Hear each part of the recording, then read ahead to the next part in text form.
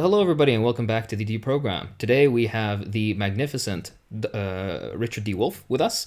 If you've been living under a rock and don't know who he is, then I'll give a short introduction. He is a professor of economics emeritus at the University of Massachusetts Amherst and also a visiting professor in the graduate program in international affairs of the New School University in New York City. He is the founder of Democracy at Work and host of their nationally syndicated show Economic Update. His latest books are The Sickness is the System, When Capitalism Fails to Save Us from Pandemics or Itself, as well as his books Understanding Socialism and Understanding Marxism. They are all available as ebooks that you can find on www.democracyatwork.info. Of course, all links to Democracy at Work, their YouTube channel, as well as their Patreon will be in the show notes for anybody who wants to look into that further. And with that said, we can have, I guess, just a few questions to pick at the professor's brain, if he allows us. And the very first thing that we'd like to jump into is something very relevant, particularly to our American audience, which is that inflation is currently increasing at a rate faster than what we've seen in quite a long time, particularly for the United States. And it's beginning to eat through what little most Americans have saved up.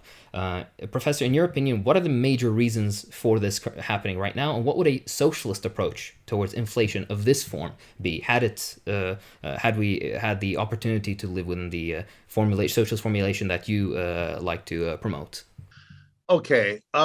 In order to answer the question, the part of the question that is concerns the causes of this inflation, let me say a few things. Number one, it is the worst level of inflation that we have seen in about 40 years here in the United States. So that's a long time. During that time, prices were relatively stable. If they rose, which they did, they rose moderately, between 0 and 2% per year, more or less.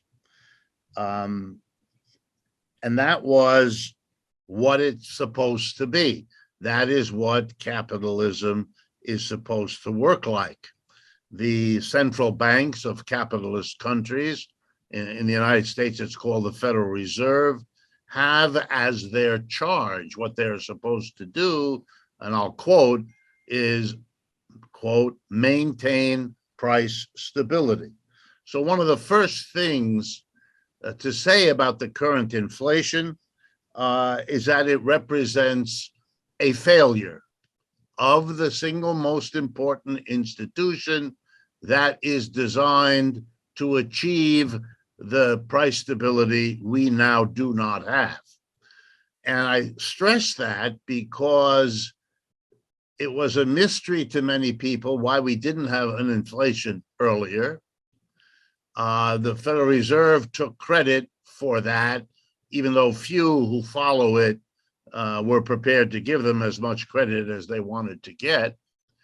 When this inflation started, and that was about a year ago or a little bit more than that, the Federal Reserve finally took note of it, but assured us in repeated statements that it was, quote unquote, temporary, which it isn't, and quote unquote, small or mild or shallow. And it isn't that either. It's currently zooming. It's been going on and actually getting worse for a full year now, with no end in sight. It's neither temporary nor shallow. This is a record of failure. And I think it's important to keep in mind that the system's failure is what we're looking at when we look at an inflation like this. Well, why is that? Because the inflation has all kinds of effects that are very dangerous and problematic for a capitalist system. I'm going to only mention a few. Typically in inflations, and certainly in this one, prices rise faster than wages. And by the way, in this country, United States right now, the inflation rate is more than double the average rate of wage increases, which means that even if you're lucky enough to be a worker who gets the average annual rate of increase, roughly 4% now, it still means you're falling behind because an extra 4% will not allow you to afford paying the extra 8% that your groceries and your laundry and other expenses will require. So this is, and there's no other way to put it, a direct attack and damage to the working class of a capitalist economy.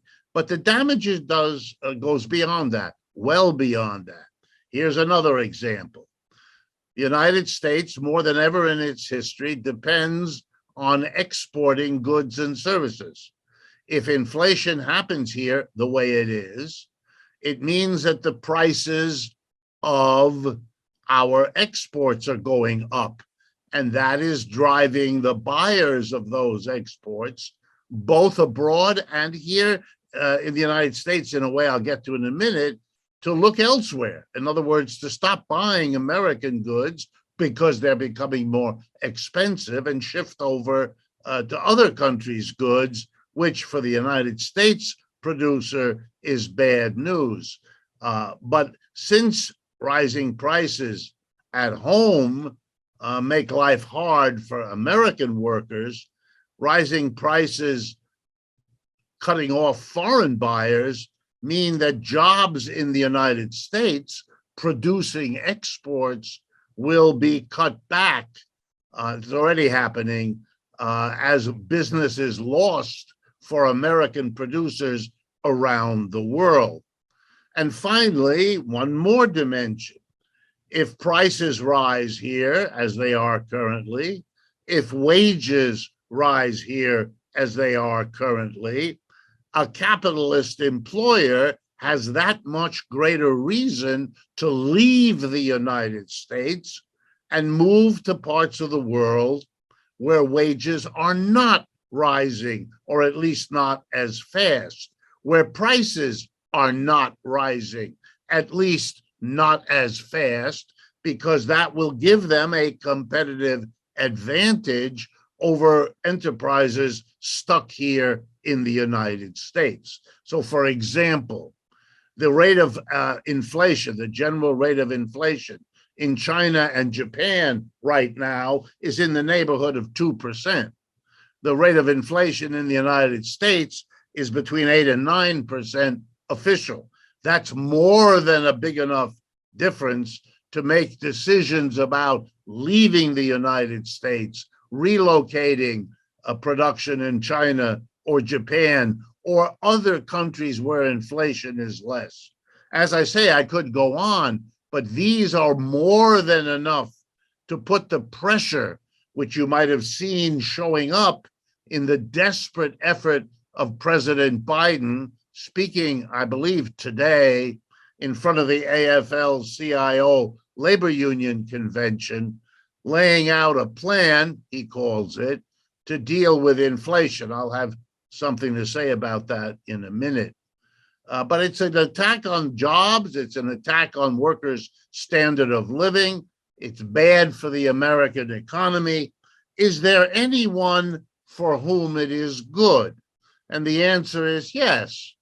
And it should come to you as no big surprise. The people best positioned to benefit from an inflation are whatever groups of people are in a position to raise the prices of what they sell as fast or faster than the rate of inflation. In other words, let me give you an example.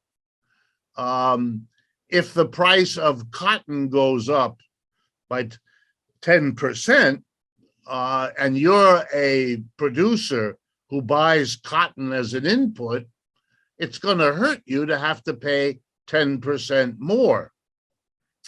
But you could recoup your loss or even turn your loss into a gain if you were able to raise the price of whatever you make with the cotton by at least 10%, or you'd be even better off if you could raise it by 12 or 15%.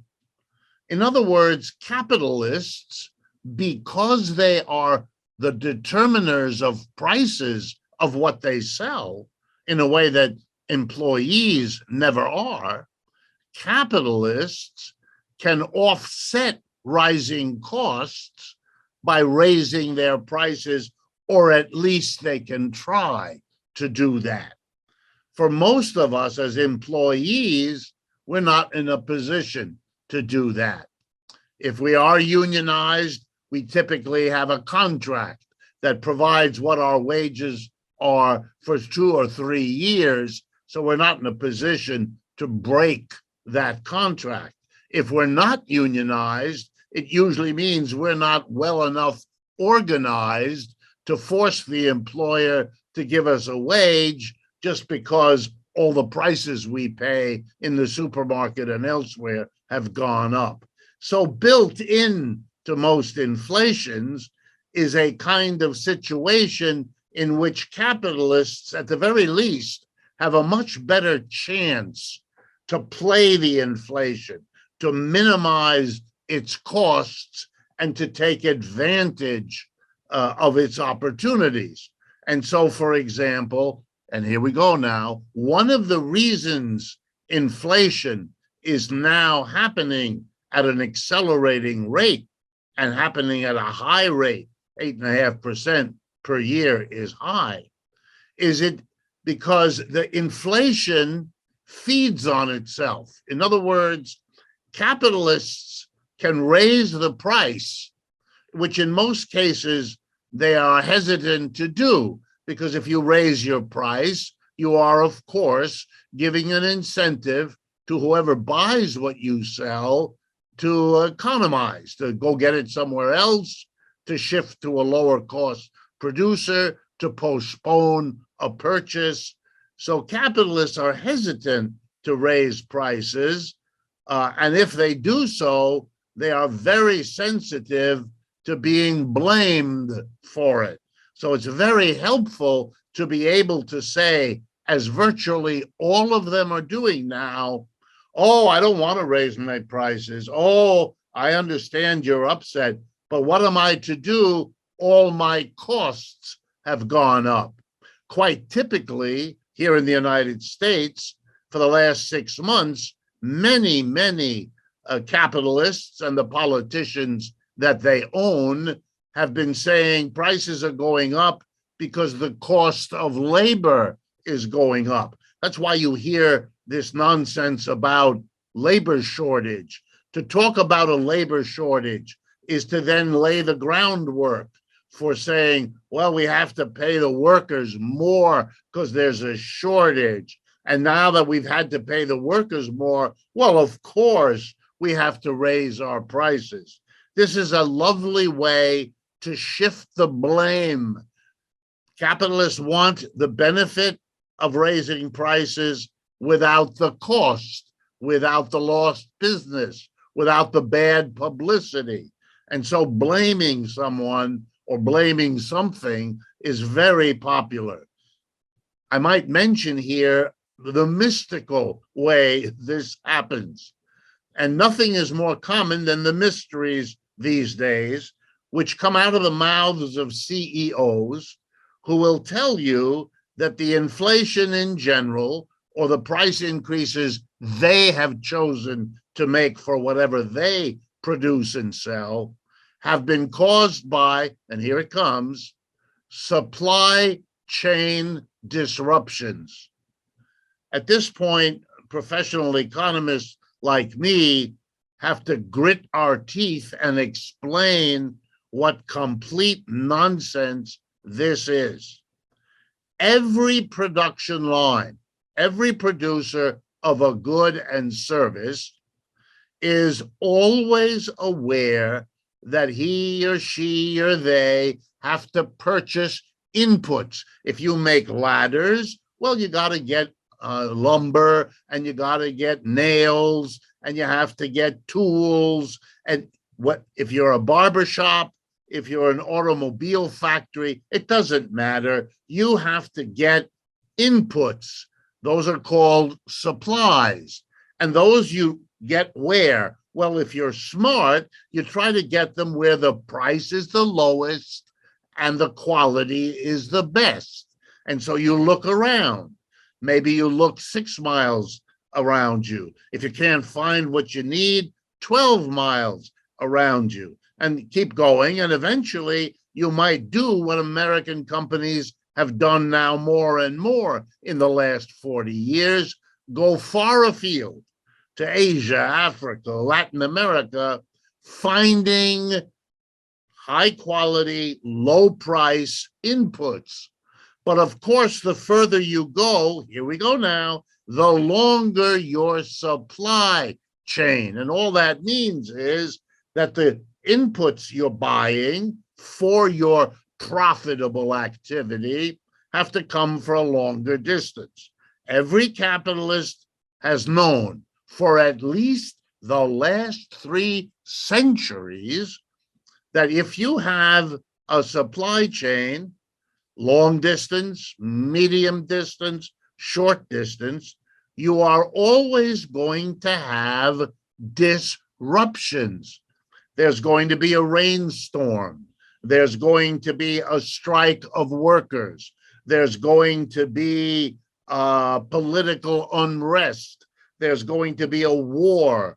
There's going to be political changes that affect things. Roads are going to be built over here. Transportation technology is going to change. It's just going to be constant. And what every capitalist has done, the minute they get big enough, is they've set aside a group of people in every business, usually called the purchasing department or the purchasing managers. And you know what their job is? To study and anticipate and plan for, you guessed it, supply chain disruptions. And how do you do that? You make sure that if you're dependent on anyone for a big portion of an input, you have an alternative to go to if there's a disruption from the one you normally rely on. You keep an inventory in case you can't quickly find a substitute provider. You stockpile whatever is crucial so that you can get through the disruptions. Every producer has disruptions, and every producer has ways to solve them. So to suddenly say, gee, we're having disruptions is somewhere between spectacularly ignorant or just the truth of it, BS, designed to point the finger of blame anywhere but at the capitalists who either didn't anticipate or didn't prepare for or didn't work around the disruptions that they have been preparing for and working around, as I say, for centuries. It is total nonsense. If in fact we are in a situation where disruptions are happening left and right across this industry and that one, when we have such a vast array of simultaneous disruptions, then what we have is a system problem, not a supply chain problem, because that would be the individual event. And so when they tell you, gee, a freighter got stuck in the Suez Canal, or gee, Chinese cities are subjecting their citizens to COVID testing instead of having them go to work, you're not looking anymore at this or that. To have a general inflation and to blame supply chain is a kind of bizarre admission, without ever using the words, that the system itself is busted. And that is, in fact, the truth.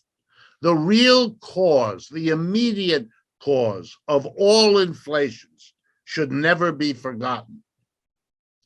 Prices are set by employers, not by employees. Anyone who's ever been an employee anywhere will have noticed that one of the things employees' job descriptions never include is setting the price of whatever it is the employees help to produce. That is the exclusive privilege and responsibility of the employer. So let's be real clear. An inflation is when employers choose to raise prices. Employers are never more than 1, maybe 1.5% of a country's population. Employees are always the vast majority. So let's be clear, inflations are when a tiny minority impose a change on a vast majority, and doing so has been done by excluding the vast majority from any say in the matter. And it is a wonderful demonstration how in the heart of the capitalist economy, something exists that is not only undemocratic, but is the exact opposite of democracy. Thank you. That was a perfect overview, I guess, of how inflation, the inevitable product of capitalism, hits the economy on a micro scale, as well as its relationship to the employee-employer relationship. So let's now try to make it as relevant for the daily lives of everyone listening. So tell us, Dr. Wolff, how is what's going to hit the arguably most important pillars of every family stability, housing, employment, buying power, and so on? Let's try to help people plan for the next few years as adequately as possible. I know I am trying to. So should you save now? Or should you buy a flat? Should you get a loan? Should you wait? There's literally no information out there from a Marxist perspective, just usually people throwing day trading courses at you. So please, Dr. Wolff, let's hear it. Okay. The first thing and the most important is to recognize that no one knows the future. I am not going to tell you something. I am not going to play some scam on you, do this, do that, as if I knew. If you encounter someone, at least I know this for economics, but I suspect it's true across the board. But in economics, if you encounter somebody who says, I know what's going to happen 3, 6, 12, 18 months from now, my advice for you is to find someone else to talk to. Absolutely. And I will make no pretense that I can do that. Here is the help I think I can give you. And I'll do it in the form of a story or two. I'm a product of the elite universities here of the United States. I was a classmate when I went to graduate school at Yale in economics. I was a classmate of Janet Yellen, who's the Treasury Secretary under Biden at this point. I know exactly what she learned. I know what books she read. I know who her teachers were because mine were exactly the same at the same time. So I know kind of who these people are and how they think. And some of them have remained my friends because we were graduate students together. And here's the remarkable thing that has happened, which does answer your question, at least in part. We do not agree amongst us as to how we got into the economic situation that we're in now. And we do not agree on how to get out of it. But we do agree on something that we were all surprised to learn we agreed on, namely, and I quote you now, this is the worst condition of the American economy in our lifetimes. And I have gray hair. So my lifetime's pretty long one at this point.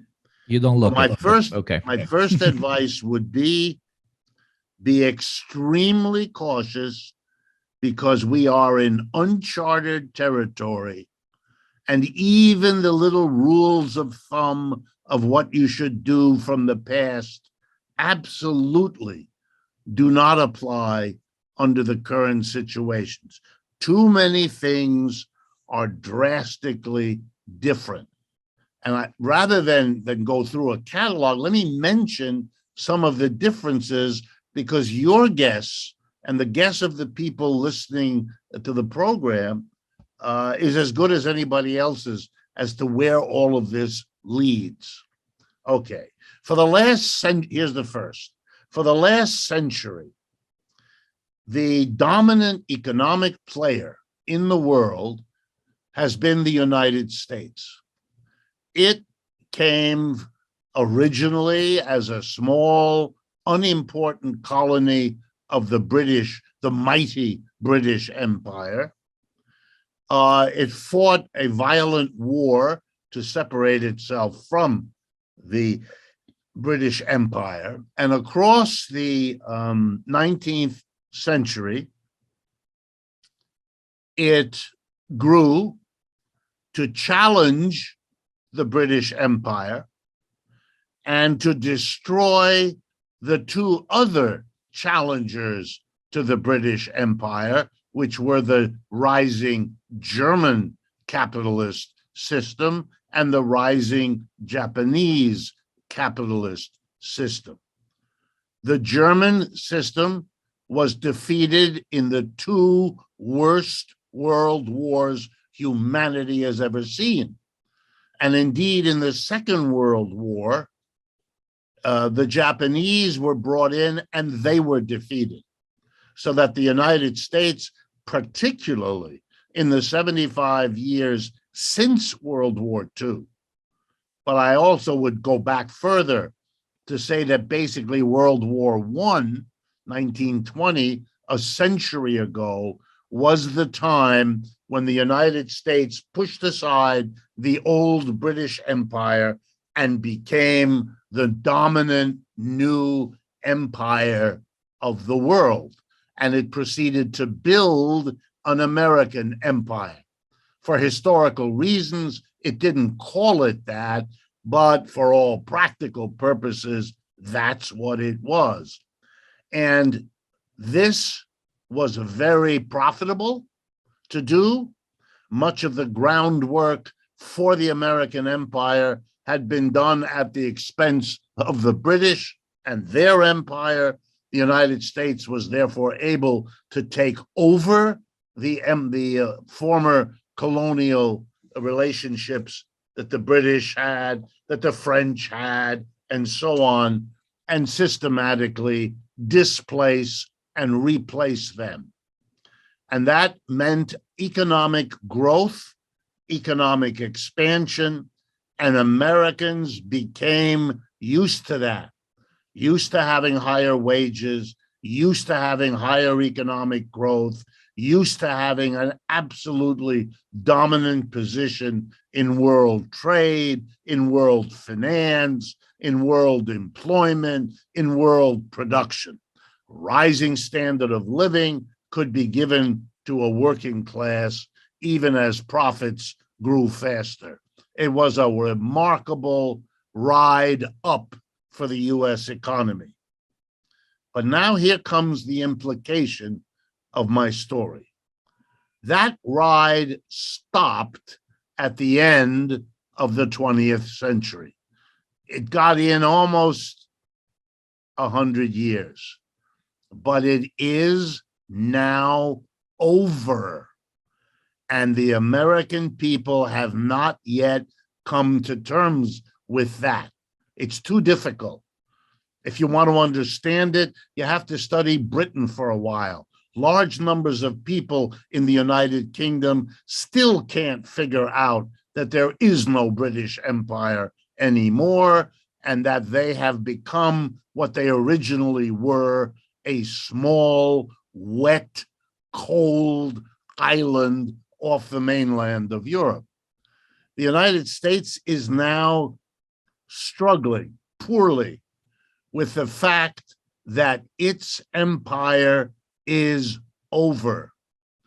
Capitalism created the British Empire.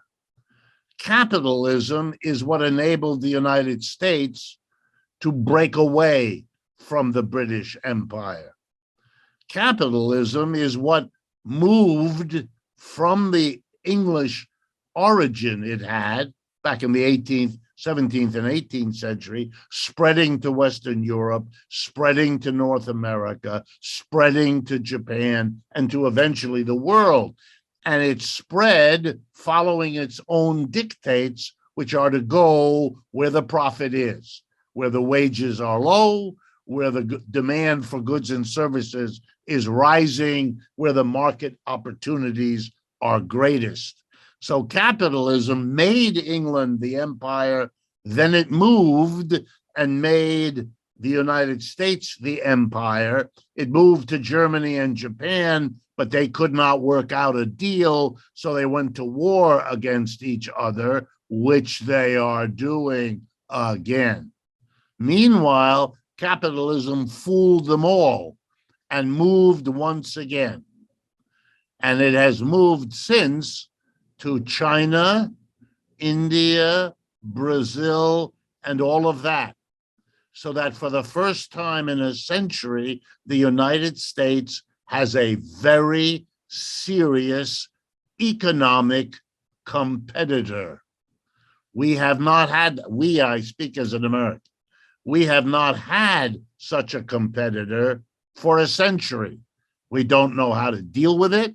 We don't know how to understand it. We don't know how to develop a policy for it.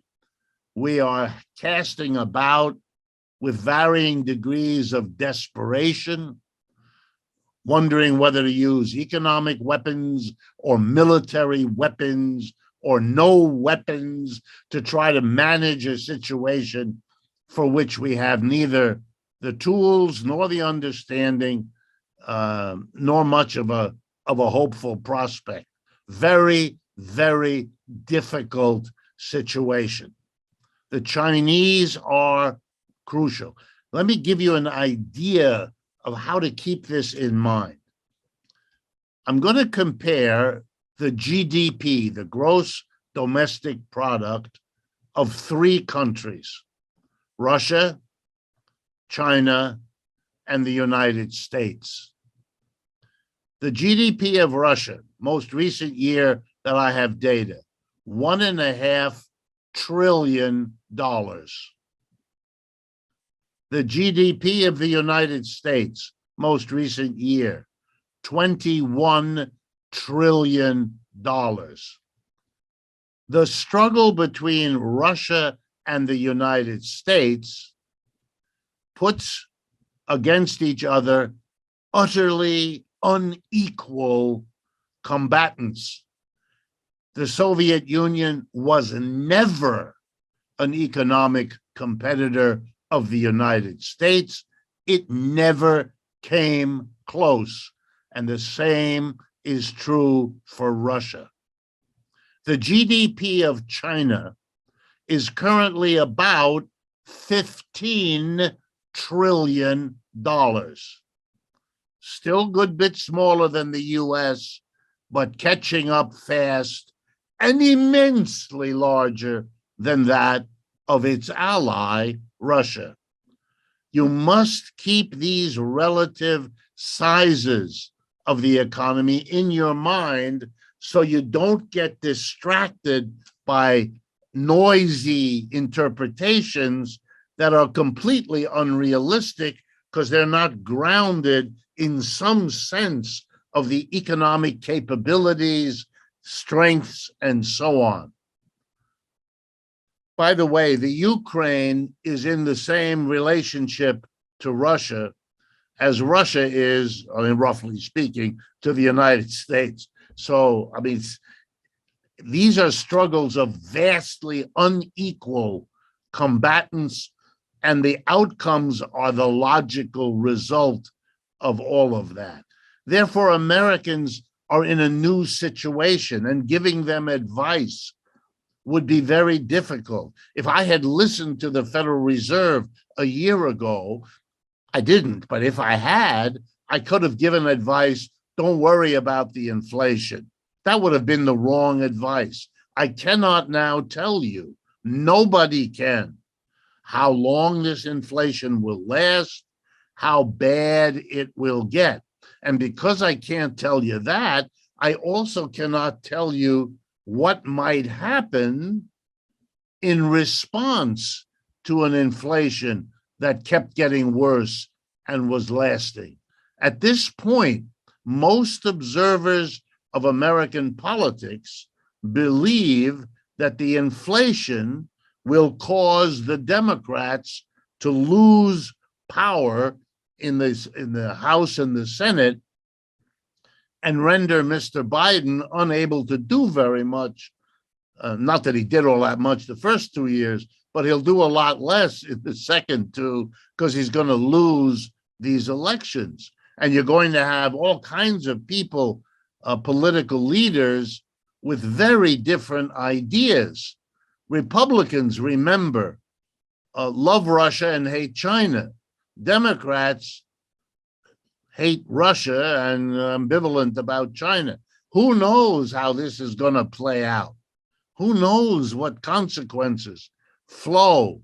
Nobody. And again, predicting is very, very hard to do. I would tell you that the uncertainty itself means that if I were to give advice, it would be more cautious than ever. Do not lock yourself into deals or contracts or commitments that could become very difficult to fulfill given all the uncertainty about where things are going. The American capitalist class, the people that run the country, have been so comfortable for so long in the inequality of this system, which has gotten markedly worse over the last 40 years. They have not reacted to it getting worse by anything approaching worrying about it. They talk about it, but they don't do anything.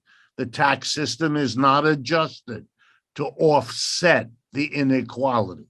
Neither is the wage system. Neither is the price system. It's as if those at the top basically believe that you can do way worse to the American working class before you face any danger from it at all. And I can illustrate it if you're interested in the inflation. And obviously, if I'm talking too continuously, please break in. I will not mind at all. No, it's perfect. It's perfect. Please continue. The way you can see it is, let me give you two examples. I'll just pick two from American history of how the problem of inflation was handled differently, even within American capitalism, when it was under different conditions. The first example comes from World War II. It's early in the 1940s. President is a Democrat, Franklin Roosevelt, and he is approached by his economic advisors, some of whom later became my teachers, and he is told the following: we are now going to be diverting in our country huge amount of our resources away from producing consumer goods and producing instead war material, because we're fighting World War II against the Germans, the Japanese, the Italians, and so on. And we have to produce the planes, the ships, the guns, the rockets, and everything for everybody. And therefore, we know that there's going to be a fairly drastic drop in the quantity of consumer goods that our economy can generate. There will be shortages compared to what we have now of meat and sugar and coffee and gasoline and a whole bunch of other things. So we're telling you, Mr. President, that there are two ways to handle it. You can let the market decide. And what will happen then is the following.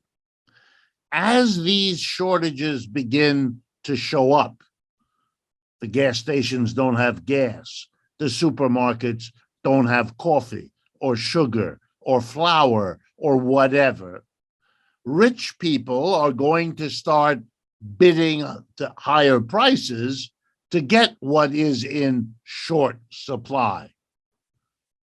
And the gas station is going to say, well, I could be fair and give it first come, first serve, but I won't get anywhere near as much money then as if I say, well, how much is it worth to you? And then I discover that some people are willing to pay 3 times what the other people are willing to pay. So I can let the price go up. It'll eventually be unaffordable to middle and low income people, and I'll sell the coffee or the sugar or the gasoline or whatever at the higher price, which is good for me as a storekeeper, and it'll go to the richest person. Well, the advisors were asked by Roosevelt, is that what we should do? And the advisors, at least those that I know, said to him, you would be crazy to do that.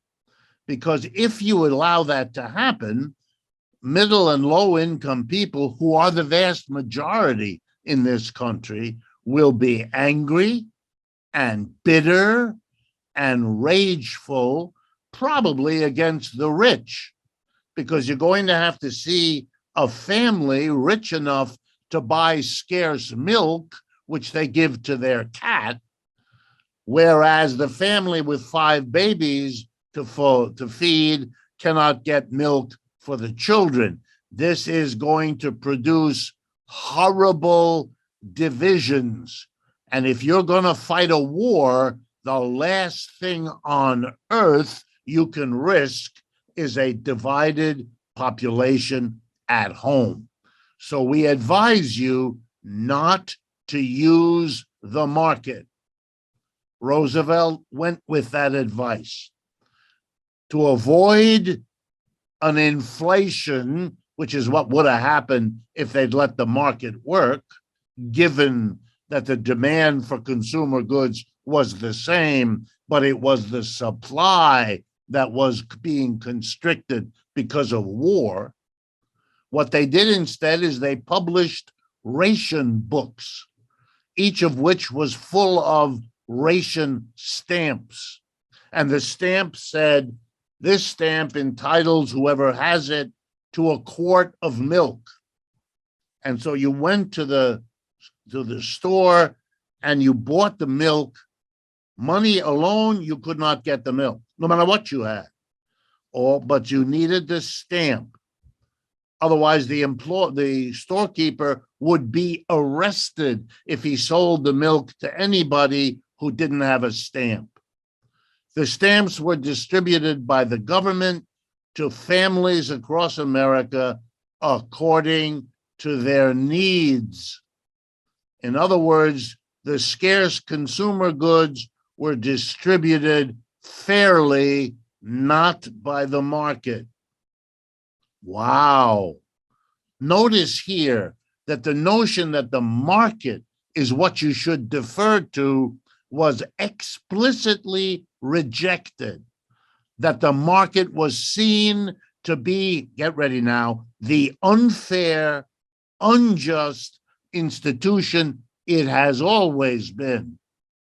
But now you were forced to face it at the highest levels of the government and to act on that basis by removing the market as the mechanism of distribution and replacing it with ration books and tickets and stamps that were distributed to people according to their need.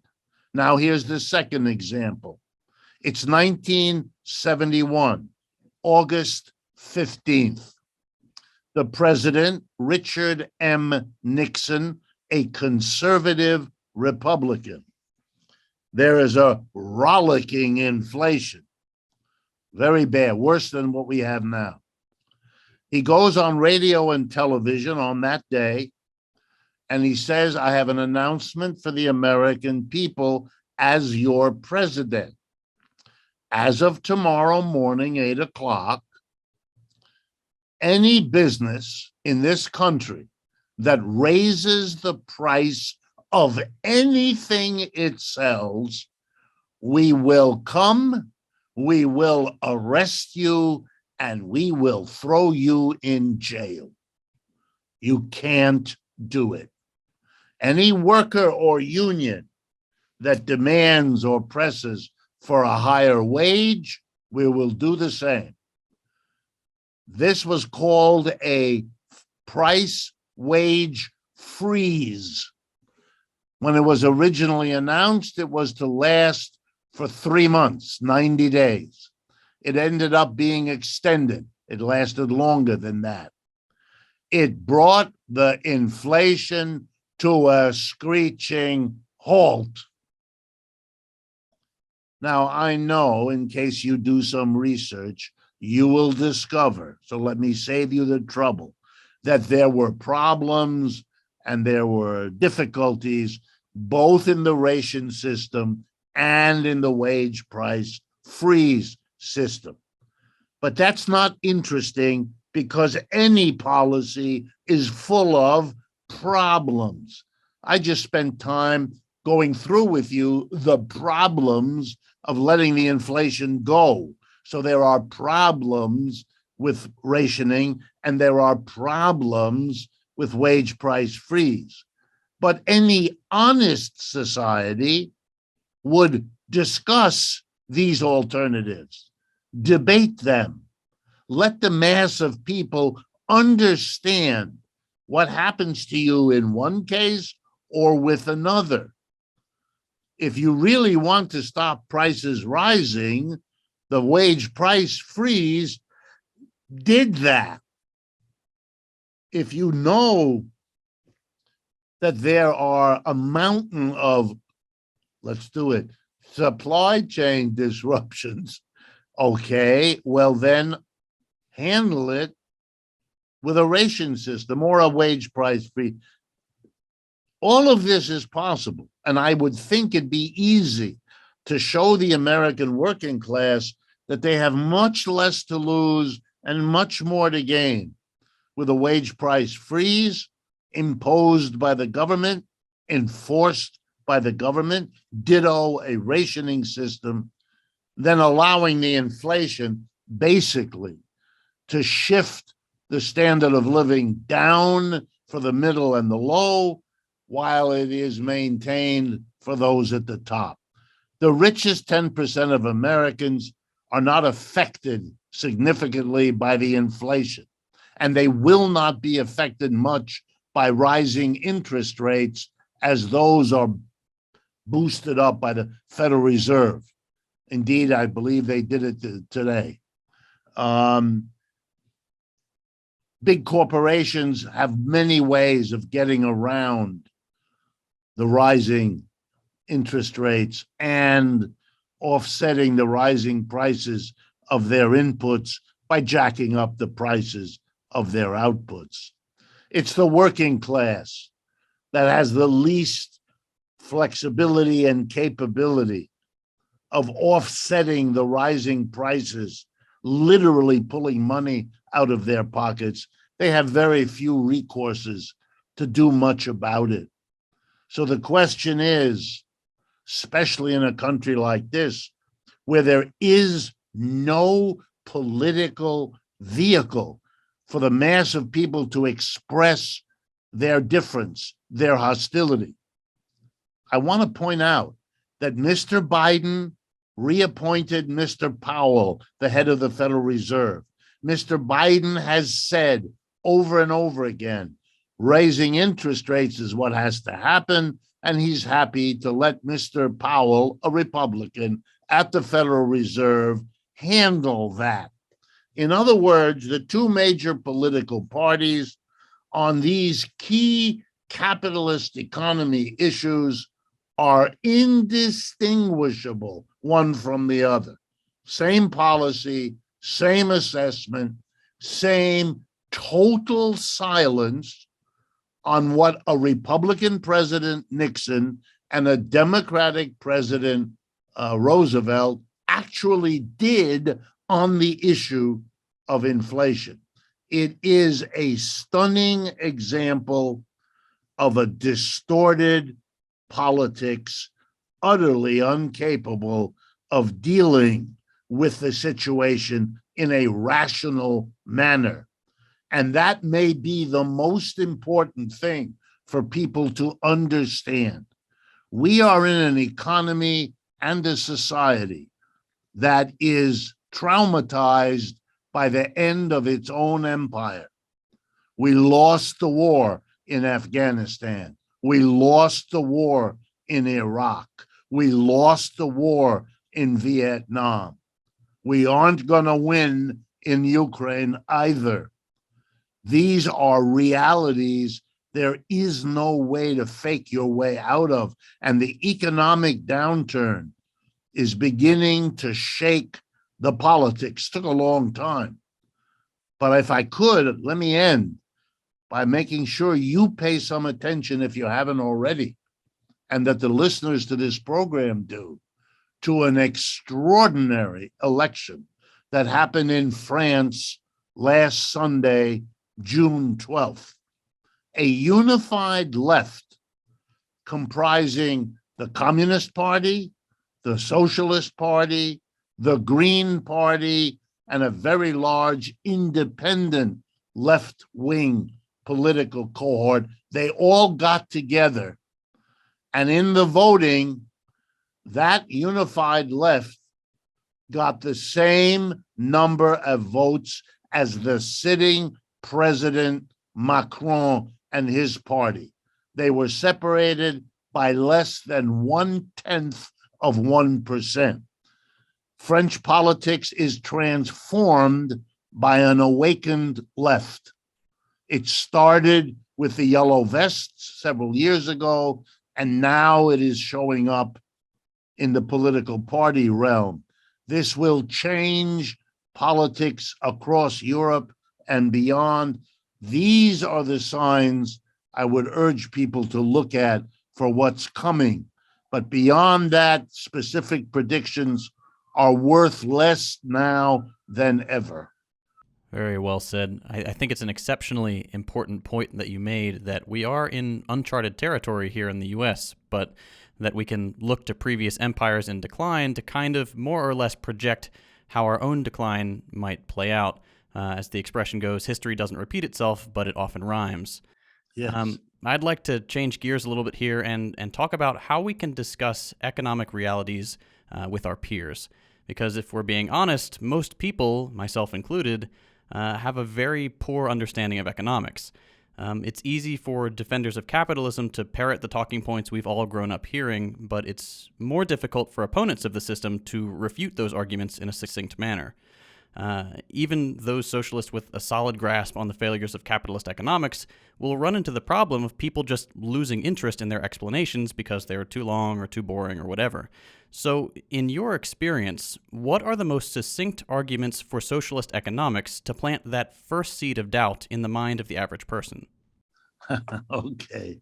Before I answer, let me make sure something, well, at least let me argue something for you.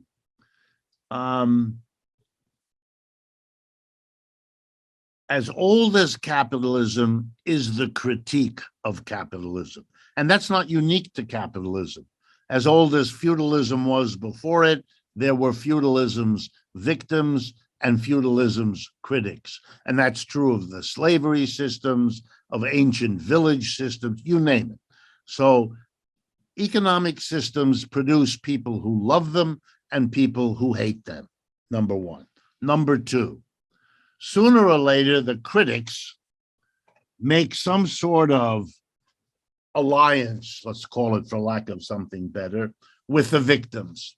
It's a kind of natural alliance because the critics begin to realize that they share something with the victims, namely a desire to see the system they don't like pass into one they would prefer. And the victims are drawn into the same project. They are victimized by whatever exists, and so they are interested in and open to maybe going somewhere else. As soon as there are glimpses, early glimpses, of the victims who see a commonality with the critics and the critics who see a commonality with the victims. The question becomes, how do we build on this commonality? How do we organize effectively to bring the change about? And this has been going on for centuries. I mean, this is an indirect way of my saying the question you're asking is a question that has been asked over and over and over about every system, but includes capitalism. And I want to tell you that whatever skill I bring to this, because I'm engaged in this activity, I'm happy that there are critics of capitalism. They have taught me. I'm happy that there are victims. I mean, I'm sorry for their victimization, but I'm happy that they're there because they are my target audience in many ways. For me, I began to try to answer the question you pose. How can I best share with other critics like myself, with victims of the system, in which I include myself as well? How can I share with them my understanding in a way that allows us to approach everybody who's open to talk about it, to see if I can win over, if I can persuade others? That led me, because of who I am and my history, to end up discovering, as a high school student and a college student, the works of Marx. So I have to answer your question in part with what may frustrate you, which is that was and that remains absolutely the richest source of answers to your question that exists. And by that, I don't just mean Marx's works that he and his buddy Engels wrote while they were alive. I'm talking about the whole Marxist tradition, the people who come long after Marx is dead, but work with his writings, work with his ideas, extend them, debate them, criticize some of them, develop alternatives, but react to and understand themselves to be part of this project, which I call doing better than capitalism. So I would urge people, do that. And why? Because the little remark that you talked about, the thing you can say to your roommate, to your boyfriend, your girlfriend, your cousin, your classmate, whatever, those things are dependent on the immediate situation you're in, the immediate events that shake your lives, the other aspects of your relationships with the people you encounter. So you're going to have to adapt a certain body of criticism to come up with the clever remark, with the short pamphlet, with the remarkable song, or whatever form your contribution takes. But you can train yourself in how to do that particularly effective thing by really learning the critique. And by now, the critique is really well developed. There are even multiple different interpretations that you need to wrestle with. You'll end up finding one persuasive and the other one not, or mixing them in particular ways, but that's fine. That's what should happen, because you, whether you're aware of it or not, you will always be struggling between the core analytic you're trying to master and the application or translation of that analysis into the action, the words on a flyer, the design of a headline, the text of a poem, or whatever the form is in which you do it. I have found, for me, that the classroom, and in my case, the classroom in economics, turned out to be a magnificent place for me. I didn't know that when I started out. Otherwise, I might have ended up somewhere else. But it turned out that in the economics classroom, I was confronted with what you, as you put it, what everybody has grown up in, the kind of ideas that rationalize and justify capitalism to those of us that grow up in a capitalist system. I was born and I've lived and worked all my life here in the United States. So I'm aware of how pro-capitalist ideas saturate our lives. So the students keep coming with them because that's what they've learned, just like I did. So I began to realize, I've got to be able to undo this piece of miseducation or that piece. And I have to come up with a clever example. I have to be able to tell a story. I have to be able to assemble some statistics that undo all of that. And along the way, I discovered something which may be of use to you. And that is the following. Economics is a as a field, is a victim of capitalism, which may strike you as ironic, because obviously modern economics is the product of capitalism and tries very hard to rationalize and celebrate and praise capitalism, all of which is true. On the other hand, it has been turned over to specialists. And in capitalist system, specialists quickly understand that the way you navigate a capitalist system is you write what you do in a very arcane language that nobody understands. You then persuade them that what you know, your economics, is very, very important. And so they should pay you well to translate the weird language into which you have translated economic ideas back into the simple ideas they always were. You will get paid for that, and you'll get paid well. And the result is that economics is an impenetrable jungle of abstract, weird formulations.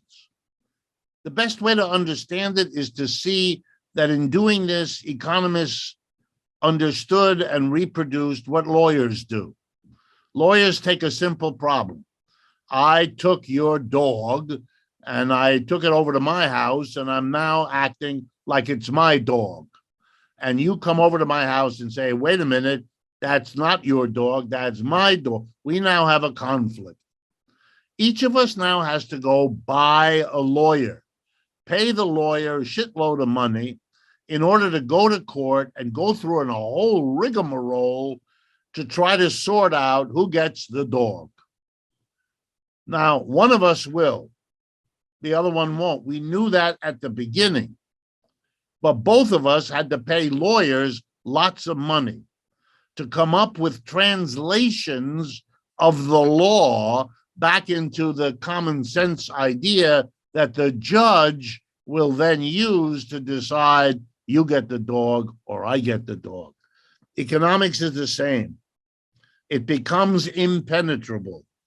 The most frequent remark I heard from economics students at Yale University, at the City University of New York, at the University of Massachusetts, and now at the New School University in New York City, because I still teach and I've taught at all those places.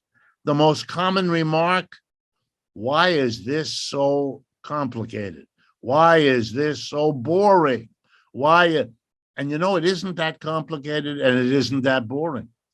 Economics is about issues you deal with every day of your life. You have no choice. Your parents do, your boyfriend and your girlfriend do, your friends do, you do. And the ideas of economics are very simple. But we have produced, and here's the punchline, we have produced a stunning level of economic illiteracy in the United States. And that became my best ally. I began to understand that the best way for me to gain a hearing from people for my radical economics ideas was to help them understand what in the world is going on, because no one ever did. Whether they majored in economics, whether they ever took a course in economics, whether their high school ever taught them anything or not, they were completely out of the loop. They didn't understand.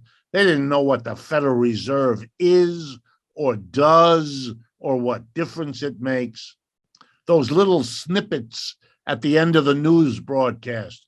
Interest rates today broke the barrier and went from 2.5. The vast majority of Americans haven't the faintest idea what this all means. And the announcer never explains it, by the way, because they don't get it either. They simply read the press release, and both the announcer and the audience pretend that they know what that all means. They don't. So here's my advice. Learn the economics so you can teach it, because it's your ticket to a relationship with your audience, whether it's one person at the coffee shop that you're just talking to, or an audience of thousands that you may have a chance to address because of what you achieve in your life. It doesn't matter. The more you can explain what's happening to people who in turn, who I can assure you are very anxious to understand. They don't want to be told they're stupid. They don't want to be talked down to, but they really would like to understand. You know, it's like the famous man who's lost in his car, but can't bring himself to ask for directions. He's so appreciative when someone sticks their head in the window and says, "Hey, mate, can I give you a hand? You're looking for," "Oh, yeah, I'm looking for you." "Oh, thanks." That's your role. You're the guy who sticks his head in there and says, "You know, this is what's going on, and here is what it means." If you give them the "what is going on" answer, they will listen to you when you would tell them what it means. I think that's a brilliant response, and one that we should really all try to keep in mind. There's no magic bullet, and if there were, we'd all know it, and capitalism would be a thing of the past. It's our responsibility to work towards educating both ourselves and others, even if that isn't always as easy as repeating pithy one-liners. Right. I'd like to move on now to our last question for today, and thank you for being here again. There's a common expression that the average person is 3 missed meals away from revolution. With the recent, as you've stated, supply chain issues and the U.S. empire losing its grip on the global south, do you foresee increased social unrest as things we've previously taken for granted, like food and cheap gas, become increasingly unaffordable? Or are Americans simply too overcome by decades of inertia to get up the willpower and class consciousness to do something? Well, that's the great question. I wish I knew the answer. I don't. I don't think anyone does. I do think you cannot keep going in the direction that we're going. And I see a system that is unable to recognize that, unable to come to terms with it, and certainly unable to do anything about it. I mean, if you look at the Democratic Party, it seems to be a political movement that thinks, as it says, it wants to get back to the way things were before the pandemic. Well, the way things were before the pandemic is what led up to the fact that we failed to deal with the pandemic, that we failed to deal with the economic crash that followed it. We failed to deal with the inflation now roiling it. I mean, to put us back on the road to the failure is really a weird program, but yet that is their program, and that is what they are trying to do. On the other hand, the Republicans are doing well because they're at least able to say everything is in terrible shape. That fits better with the mass of the working class, which is why that mass of the working class is split between the Democrats, who will give them a little something, but don't sound like they understand half of what's going on, and the Republicans, who recognize that the things are falling apart, show it in their anger and their remarks. But then the working class says, but where are you going to go? What are you going to do about it? At which point the Republicans can't give an answer because they haven't a clue. And so what they do, the Democrats don't either, but they don't think it's a problem. The Republicans come up with scapegoating. That, by the way, very common in human history. They come up with things are really falling apart, the country's falling. So listen to us, and people listen because that vibrates with their own feelings and their own thoughts. And so they say, then, here it is. Here's the problem. It's these desperately poor people from Central America that are coming across our borders in Texas and Arizona. This is so dumb and so weird and so off the chart that it won't get much further than what it has gotten, which is bad enough, but it's a good scapegoat. Here's another one. Foreigners, because this is like the immigrant. There's a foreigner too, but now the foreigner are the Chinese. You see, they cheat in international trade, says the United States. So let's be real angry at them and hit them with tariffs and trade wars, and we're gonna beat the crap out of. This is all scapegoating. Here's the scary part. There are those on the right who want to go with this scapegoating several steps further. So how about we scapegoat the LBQT and all of that? Or let's scapegoat trans, children, and the bathrooms they can or cannot attend. I mean, stuff gets weirder and weirder, but it's understandable because it's hunting for scapegoats. Listen to Trump. The extreme left. Yes, no, I mean, here's a man who, really has a hard time distinguishing left from right anyway, but he's all clear about a scapegoat, someone you can denounce as being the bad one, or how does he put it? Bad people. This isn't going to work real well either. I think you're seeing a political system that cannot talk to its people. And that is both a tragedy, but like all tragedies, it's also an opportunity. Let me end with this, if I can. The biggest two things that the American left needs is a clear vision of where to go next,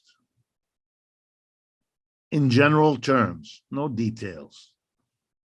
And that's the first thing. And the second thing is organization, unity, bringing people together in organizations that maintain an internal life that engages people in terms of what they learn and what they can do. The vision has to be some kind of 21st century socialism. The one that I work on with people is the democratization of the enterprise, the transformation of workplaces into democratic, collective worker co-ops, whatever you want to call them. That is an image that excites people. That is an image they will allow me to talk about, how I can use it to explain how that will respond to climate disaster, to inequality, to instability. I can do that. They will listen. It will take time, but it is a vision that will attract people. And my assumption is that change will come as the system breaks down ideologically, breaks down politically, economically. I don't know all the ways in which this is going to be done. Nobody does. And there are going to be crises along the way. But if you hold on to the notion, we've got to organize people together. This American notion that you can do it by yourself, or that politics is all about your personal witness, as if, God was looking at you every day. And if you just did the right thing politically, God would be pleased and there's no one else you have to worry about. You've got to put that aside and realize you got to worry about this man and that woman and this child and that person. Can you help bring them into organization? If we're organized, we can win. If we're not organized, even if we have a good vision, we will not have the apparatus with which to reach people with it. And for the vision, more than for the organization, you need to spend time studying and learning. I know I'm a professor and maybe you expect it from me, but I try to say this not as a professor, but read the literature. Have the respect for the Lenins, because I see his picture here, for Rosa Luxemburg, for Mao Zedong, for countless others, famous and not, who tried to do in their times and places pretty much what we're trying to do now. They thought about what they were doing. They tried, they made mistakes. They learned from some, they didn't from others. The repository of the notes they kept, the speeches they gave, the books they wrote, these are absolutely golden materials for us to use. When Marx writes Capital to explain how and why capitalism is another incarnation of the horrors of slavery and feudalism, different from them, but also like them. The genius of having spent a life and figuring that out is stuff we can make use of. And you will do it differently from the way I did it and the way my generation did. And that's as it should be. But the crucial thing is, you've got to do it. That was an absolutely brilliant answer. Thank you very much. I agree wholeheartedly, and I think that it's exactly like you said, a honest and thorough approach to the literature is the only thing that will allow us to, number one, educate ourselves, and number two, allow us to extend into spheres of organization where we can build this movement rather than just blindly grasping in the dark without reflecting on what issues have already been solved almost a century, and in many cases more than a century ago. So thank you for that. And review them and debate them and have people argue that it is a solution, it isn't a solution, it did work, it didn't work. Don't be afraid of all of that. Out of that will come all kinds of insights that will not always be consistent one with the other, but you don't have to have that. You have to have the commitment that capitalism's time has come and gone. By the way, I didn't put it this way, but if I had the time, I would talk to you about capitalism, not so much coming and going as moving. It left Britain and moved to the United States. It finished with the United States and has gone on to India and China and Brazil. And capitalism can fade in one place and surge in another. That's not unusual. That has been its norm. Capitalism in this country surged in New England, and then it died in New England and moved to the South or the Midwest, and then it went to the Southwest. And, and the same is true in England or Europe or everywhere else. It's a dynamic system, and defeating it in one place may confront you with the problem that you still face it in another. All of that is going to be played out in this century in any case. And the question is, will there be people like you and me to keep a radical post-capitalist or anti-capitalist set of ideas as part of how people think about it? Look, one of the reasons the United States kept its power as long as it did is that after World War II, it set about to squash, to eradicate the left in this country. Socialists and communists were made pariahs. They were kicked out of newspapers, universities. They were expunged from the system. And much of what's happening now, and that you need to understand if you're in part of the US experience, is that we are now, and this is the first time in 60 years, we're digging out from under all of that squashing. We're reinventing, rediscovering, rebuilding an American left. And it's going not so badly, slower than I would wish, but it's happening. And it's the predictable outcome. You can't squash it forever. And as this system has more difficulties, the soil becomes more fertile. So the good news I can give you is that if you're getting interested in this, the audience for it is exploding. All I can tell you is I started doing this kind of work about 10 years ago when I stopped being a university professor full time and started doing this. I never dreamed it would last very long. It's bigger now than it has ever been. We keep growing. You know, I now have a team of 10 people. It's an extraordinary, and none of this would happen without the audience, the soil being very fertile for this kind of analysis. Exactly right. And I think that can lead us into wrapping up for today's episode. And this is a very nice point that you mentioned, is something I think all of us have noticed as well. Both myself and Geopolitical and JT, we've started YouTube channels several years ago, and all of us at first saw slow growth that has more or less exploded over the past couple of years. And it's very interesting to see that across the world, not only in the United States, but across the world in various languages and various regions, there is a renewed interest in the scientific Marxian tradition. Is there anything at all that you'd like to shout out to the audience? Anything that you'd like to put out there before we leave? Yeah, if you're interested in anything of the sort that I have said, please make use of our websites. I presume you're going to put them up on some screen or some website. Yes. Mm-hmm. The main one is democracyatwork.info.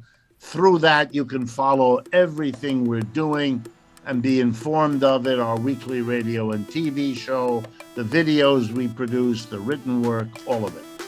Perfect. Thank you very much, Professor Wolff. All right. Thank you and goodbye.